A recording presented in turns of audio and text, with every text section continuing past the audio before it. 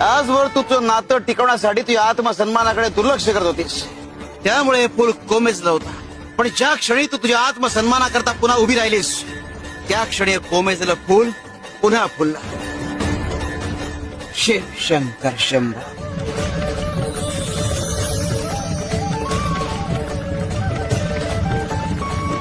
स्वामी, म्हणजे तुम्ही मला कमळाचं फूल दिलं, त्यामागे हेच सांगण्याचा अर्थ होता का?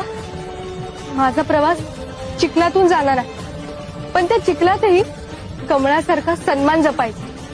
योग्य विचार करतेस बाळा. तू दुर्गा आहेस, तुझ्या नावातच देवित्व आहे. प्रेम, ममता हा जरी स्त्रीचा स्थायी स्वभाव असला तरी तिच्यातल्या शक्तित्वाला गृहीत धरू नये. स्वामी, मी आता कोणालाही मला गृहीत धरू देणार नाही. माझा आत्मसन्मान मी टिकव.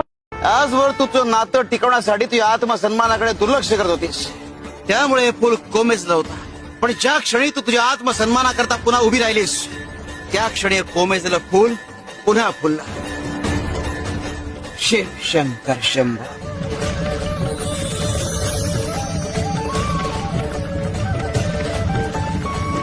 स्वामी, म्हणजे तुम्ही मला कमळाचं फूल दिलं, त्यामागे हेच सांगण्याचा अर्थ होता का?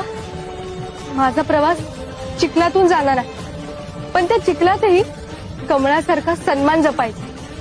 योग्य विचार करतेस बाळा. तू दुर्गा आहेस, तुझ्या नावातच देवित्व आहे.